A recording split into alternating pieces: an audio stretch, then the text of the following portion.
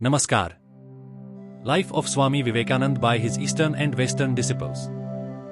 स्वामी विवेकानंद की अद्भुत और प्रेरक जीवन यात्रा में आपका स्वागत है। इस पहले भाग में हम स्वामी विवेकानंद की पारिवारिक एवं सांस्कृतिक पृष्ठभूमि के बारे में जानेंगे, उनके माता पिता, दादा और उस समय की परिस्थितियों के बारे में समझेंगे। उस निर्माण की प्रक्रिया के बारे में जानेंगे जिसने विवेकानंद को दिव्य व्यक्तित्व बनाकर आत्मा के गूढ़ रहस्यों को सबके सामने प्रकट करने में सक्षम बनाया। इस अद्भुत यात्रा का हिस्सा बनने के लिए इस भाग को अंत तक सुनें। और यदि आपको यह प्रयास अच्छा लगे तो कृपया लाइक करें, कमेंट करें और हमारे चैनल को सब्सक्राइब करें। Life of Swami Vivekananda by his eastern and western disciples. Episode 1, पारिवारिक पृष्ठभूमि। कहीं दूर से मौन की ध्वनि आ रही है। रहस्यवादियों और मनीषियों को छोड़कर वे शायद ही कभी सुनी जाती हैं। और जब इनमें से कोई ध्वनि किसी नश्वर व्यक्ति के लिए श्रव्य ध्वनि के रूप में मूर्त हो जाती है तो वह समय धन्य होता है और सुनने वाले भी धन्य होते हैं। आत्मा निराकार है। वह भ्रम घना है जो वास्तविकता के सामने ब्रह्मांडीय पर्दे के रूप में लटका हुआ है। इसीलिए वह व्यक्तित्व कितना दिव्य होगा जो आत्मा के दर्शन को साक्षात संभव बनाता है। जिसने पर्दे का एक किनारा भी उठा लिया है उसका इतिहास कितना अमूल्य है।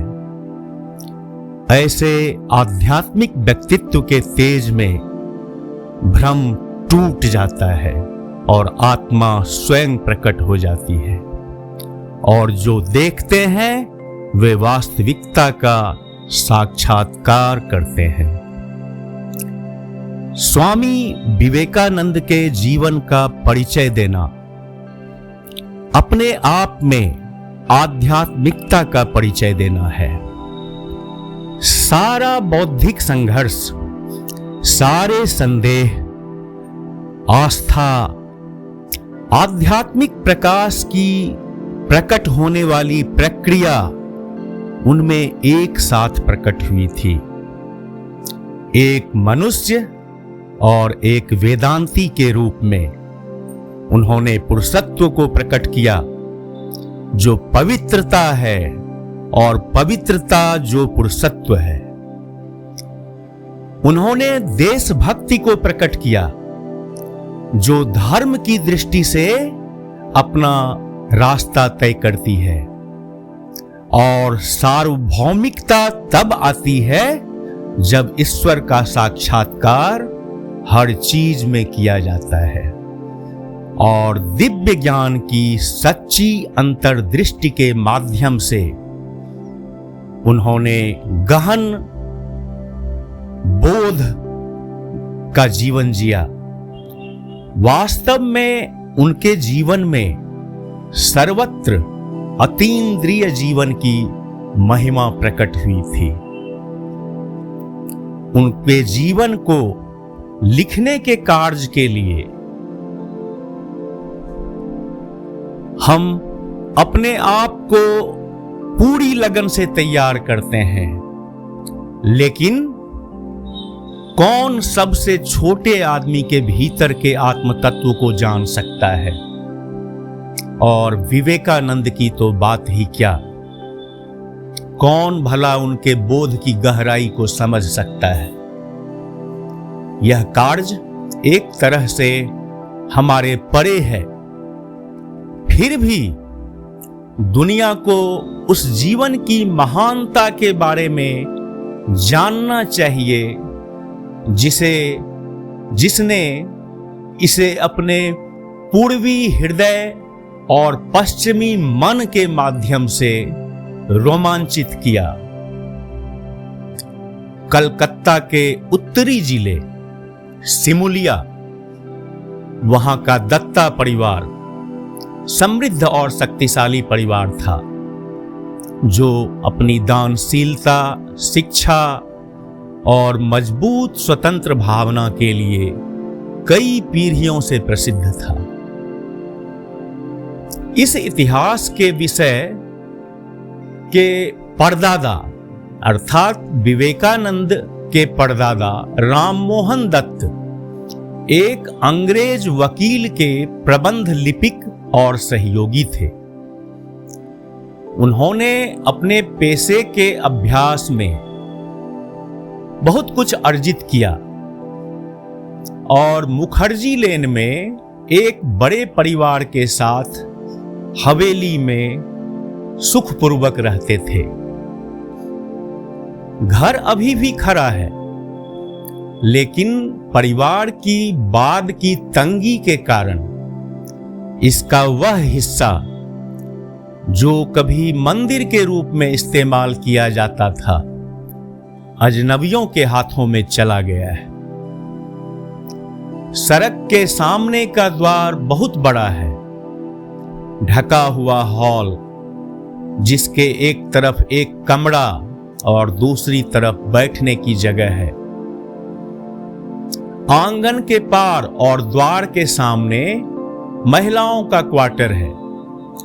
पुराने समय में जब ढोल, नगारों और शंखों की ध्वनि के साथ विशेष अवसरों पर धार्मिक अनुष्ठान किए जाते थे, तो बारे से पर्दा करने वाली महिलाएं आंगन को देख सकती थी। राममोहन दत्ता के 2 बेटे थे, दुर्गा प्रसाद और काली प्रसाद।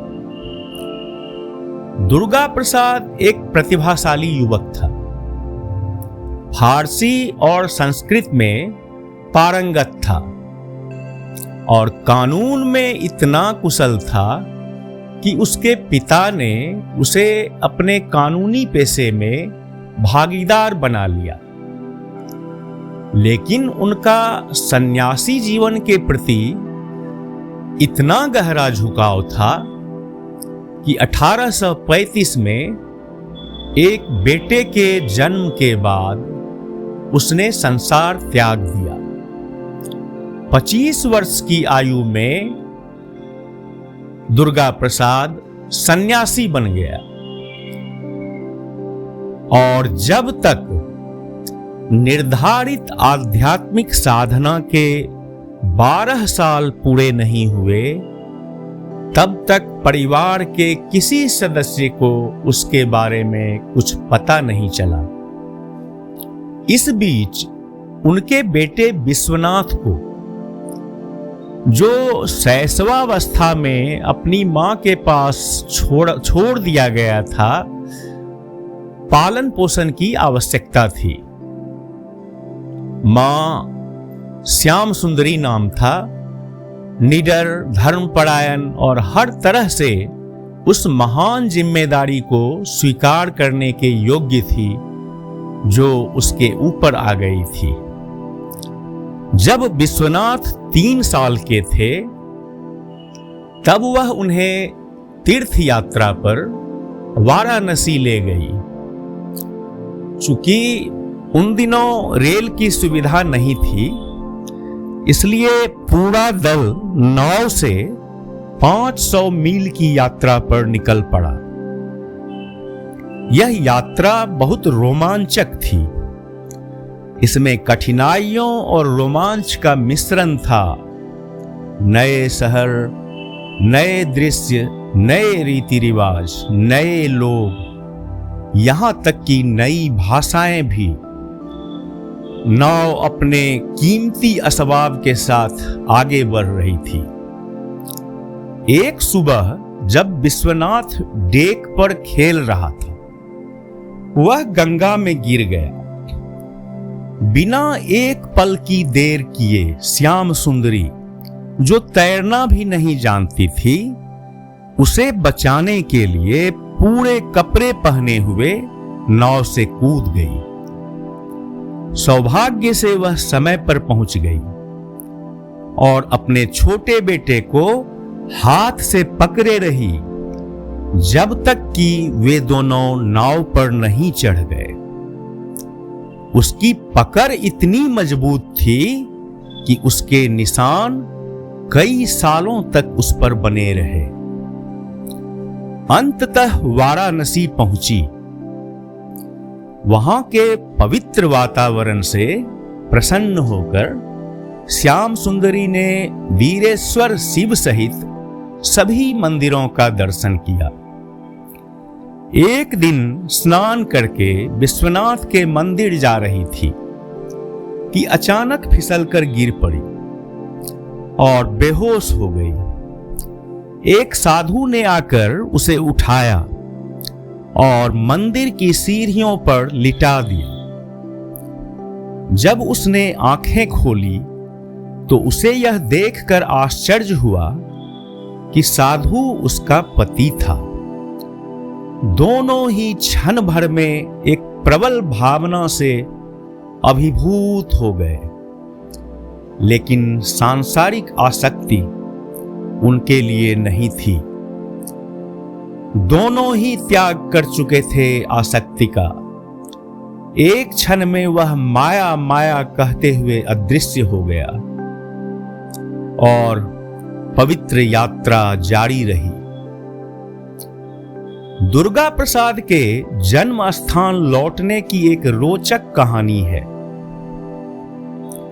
जो उनकी आवश्यक शक्ति और उनके गुण को प्रकट करती है।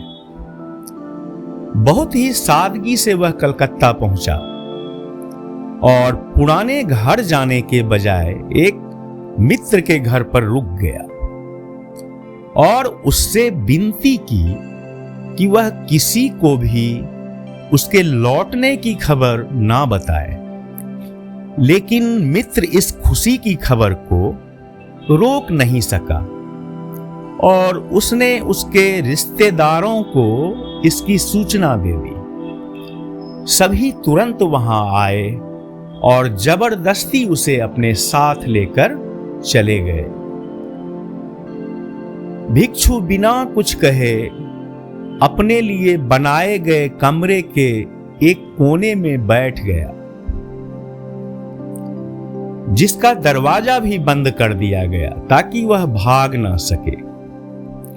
3 दिनों तक वहां बिना कोई संकेत दिए या भोजन का एक निवाला चखे बिना वह रहा। रिश्तेदारों ने यह सोचकर कि वह मर भी सकता है, दरवाजा खोल दिया। बाद में वह गायब हो गया। एक अफवाह सुनी गई कि वह वाराणसी में एक मठ का प्रमुख बन गया है। दत्ता परिवार ने फिर कभी उसके बारे में नहीं सुना।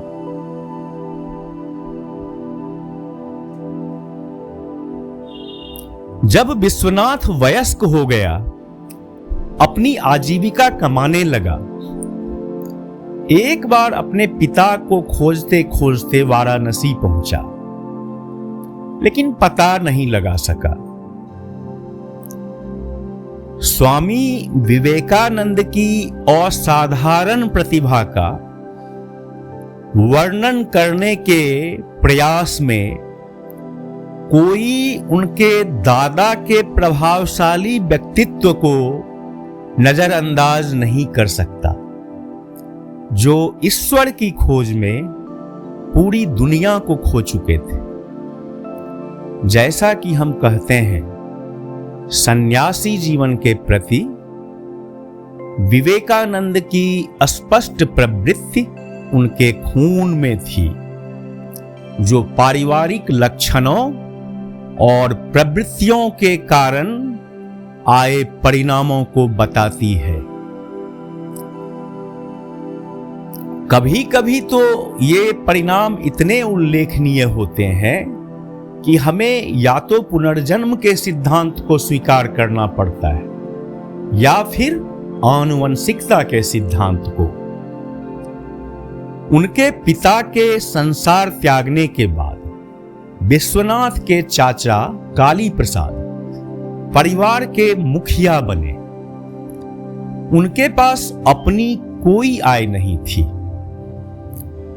दत्ता परिवार की संचित संपत्ति को बड़े संयुक्त परिवार को चलाने के लिए खर्च करना पड़ा। धीरे धीरे वे अधिक से अधिक गरीब होते गए।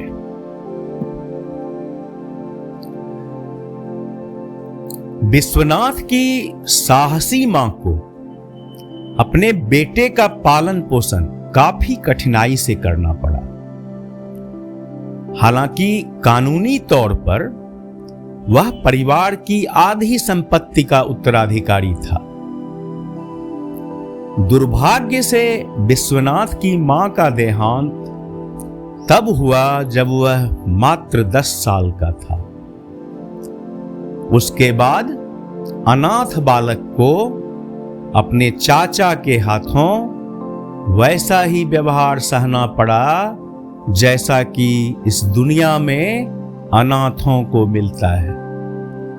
फिर भी विश्वनाथ ने जीवन भर चाचा का आदर किया और उदारता से उनकी मदद की। हालांकि वे अच्छी तरह से जानते थे कि चाचा ने हर कदम पर सिर्फ धोखा दिया है। जैसे जैसे विश्वनाथ वयस्क होते गए, वे दत्ता परिवार के गौरव बन गए, जो बड़ी उम्मीदों और अपेक्षाओं के साथ पारिवारिक परंपरा को आगे बढ़ा रहे थे। वे बंगाली, अंग्रेजी, फारसी, अरबी, उर्दू और हिंदी में पारंगत हो गए। उन्होंने एक पारंपरिक संस्कृत विद्यालय टोल में संस्कृत का भी अध्ययन किया। इतिहास उनका विशेष रुचिपूर्ण विषय था, लेकिन इसके अलावे उन्होंने ज्योतिष का भी ज्ञान प्राप्त किया और बाद में कुंडली बनाने में भी वे सक्षम हो गए। संगीत के भी बहुत प्रेमी थे। अपने पिता दुर्गा प्रसाद की तरह उनकी आवाज भी मधुर थी और एक समय उन्होंने एक संगीत विशेषज्ञ उस्ताद से गायन की शिक्षा ली थी।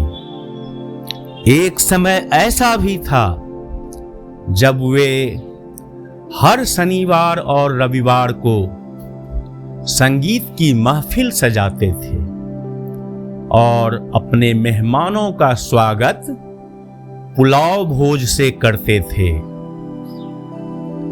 गौर मोहन आद्या के स्कूल, जिसे बाद में ओरिएंटल सेमिनरी कहा जाने लगा,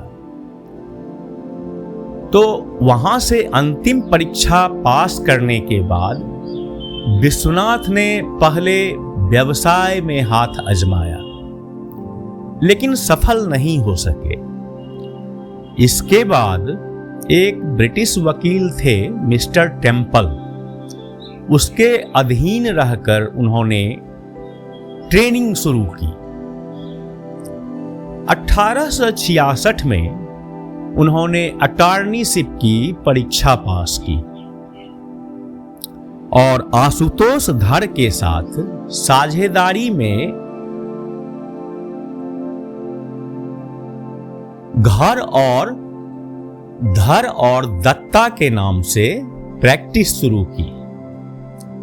कुछ समय बाद वे स्वतंत्र रूप से कानूनी पेशे में आ गए और कलकत्ता उच्च न्यायालय में अटॉर्नी एट लॉ के रूप में नामांकित हो गए।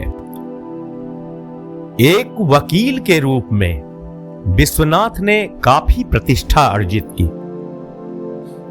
और उनका कार्य क्षेत्र पूरे उत्तर भारत में फैल गया। उनकी प्रैक्टिस से उन्हें लखनऊ, लाहौर, दिल्ली, राजपुताना, बिलासपुर, रायपुर, कई दूर दराज के स्थानों पर जाने का अवसर मिला। उन दिनों यात्रा इतनी आसान नहीं होती थी। रेलवे लाइन केवल मुगलसराय तक थी, जहां से किसी अन्य साधन से दूर दराज के स्थानों की यात्रा करनी पड़ती थी। लाहौर में रहते हुए उन्होंने एक चित्र में दिव्य मां दुर्गा की पूजा की और पवित्र भोजन से कई लोगों का मनोरंजन किया। एक ओर विश्वनाथ ने अपने पेशेवर वकील के काम से बहुत पैसा कमाया, दूसरी ओर उन्होंने उदारता से पैसा खर्च किया। मित्रों और रिश्तेदारों से घिरे, अनेक नौकरों से घिरे, गाड़ी और घोड़ों के मालिक वह समृद्ध जीवन का आनंद लेते थे। वह अच्छे खाना पकाने के पारखी थे और खुद भी इस कला में माहिर थे। अपने मित्रों और रिश्तेदारों के लिए तरह तरह के व्यंजन बनाते थे। मानते थे कि बढ़ते बच्चों को अच्छी तरह से खिलाना जरूरी है, नहीं तो उनका दिमाग ठीक से विकसित नहीं हो पाएगा। इसीलिए उन्होंने अपने बच्चों को अच्छा और पौष्टिक भोजन देने में कोई कसर नहीं छोड़ी। उनका मानना था कि बहुत बड़ी संपत्ति छोड़कर जाना जरूरी नहीं है, क्योंकि अगर अपने बेटों को उच्च जीवन स्तर, अच्छी शिक्षा, स्वस्थ शरीर देने में पैसा खर्च किया जाए तो समय के साथ वे अपने लिए उपयुक्त व्यवस्था करने में सक्षम होंगे। लेकिन दूसरी ओर अगर उन्हें बहुत सारी संपत्ति विरासत में मिल जाए तो वे आलसी बने रहेंगे और सारा पैसा बर्बाद कर देंगे। हम अच्छी तरह से समझ सकते हैं कि उनके स्वयं के समृद्ध होने के अनुभव ने उन्हें जीवन का यह दर्शन दिया था। उन्होंने देखा था उनके चाचा काली प्रसाद, जो एक धनी पिता के पुत्र थे, विरासत में मिली संपत्ति को खर्च करने में लगे थे, जबकि वे कुछ भी नहीं कमा रहे थे, जबकि वे स्वयं एक गरीब अनाथ थे, लेकिन अपने पुरुषार्थ से धनवान बन गए थे। जय स्वामी विवेकानंद।